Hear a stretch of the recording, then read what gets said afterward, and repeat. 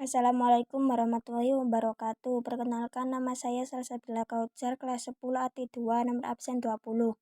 Di sini saya akan menjelaskan sejarah awal Belanda masuk ke Indonesia. Cakupan materi: 1. Sejarah datangnya bangsa Belanda ke Indonesia. 2. Tokoh dan peranan. 3. Tujuan bangsa Belanda ke Indonesia. 4. Dampak positif dan negatif penjajahan Belanda di Indonesia. Sejarah datangnya bangsa Belanda di Indonesia.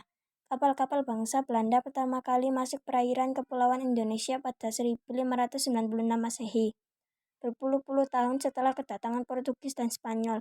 Sebagaimana dua bangsa Eropa terakhir, kedatangan kapal bangsa Belanda ke Nusantara semula dilatar belakangi tujuan untuk mencari rempah. Usaha pencarian rempah oleh Belanda tidak terlepas dari dominasi Spanyol dan Portugis, dua imperium terbesar daratan Eropa pada masanya. Tadinya Belanda mendapat suplai rempah dari Lisboa, ibu kota Portugis. Namun, sejak Spanyol menguasai wilayah Belanda, negeri Orange dilarang menerima suplai rempah dari Portugis. Padahal menurut sejarawan M.C. Redcliffe dalam buku Sejarah Indonesia Modern 1200-2004, rempah merupakan bahan baku yang sangat penting bagi peradaban bangsa Eropa pada abad ke-15. Oleh orang-orang Eropa, rempah digunakan sebagai bahan obat-obatan, parfum, bumbu masakan, alat ritual agama, dan yang terpenting adalah pengawet makanan.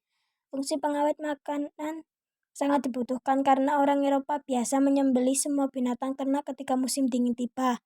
Jika tidak, ternak akan mati karena suhu dingin. Daging hasil penyembelihan massal tersebut mesti diawetkan untuk memenuhi kebutuhan selama musim dingin. Dan rempah sangat dibutuhkan untuk itu. Oleh karena itu, Belanda kemudian mencari jalan lain untuk mendapatkan pasokan rempah. Orang-orang Belanda pun kemudian memulai penjajahan samudranya. Tokoh dan peranan. Tokoh Belanda pertama adalah Pieter Both. Ia merupakan gubernur jenderal Hindia Belanda pertama yang menjabat pada 1610 hingga 1614. Pieter Both memiliki banyak pencapaian di masa jabatannya. Ia terlibat dalam berdirinya VOC pada tahun 1602, berhasil mendirikan pos perdagangan di Banten, mengusir Spanyol dari Tidore, serta membuat perjanjian dengan penguasa di Maluku untuk menguasai rempah-rempah. Tujuan bangsa Belanda ke Indonesia. Belanda datang ke Indonesia dengan tujuan utama untuk menguasai perdagangan rempah-rempah di Nusantara, yang pada waktu itu dikuasai oleh pedagang-pedagang Islam. Rempah-rempah pada waktu itu merupakan barang perdagangan yang sangat penting di Eropa dan memberi keuntungan yang sangat besar bagi para pedagang di Eropa. Dampak positif dan negatif penjajahan Belanda di Indonesia. Dampak positif: 1. Banyaknya dibangun pelabuhan-pelabuhan sehingga Indonesia menjadi pusat perdagangan di Asia Tenggara terutama di daerah Malaka. 2. Setelah kedatangan bangsa Eropa di Indonesia banyak berdiri pusat pasar industri yang dapat mengurangi angka pengangguran di Indonesia. 3. Dibangunnya sarana jalan darat atau jalan raya sehingga antara kota yang satu dengan yang lainnya terasa dekat. 4. Didirikannya sekolah yang dapat mencerdaskan para generasi penerus bangsa Indonesia.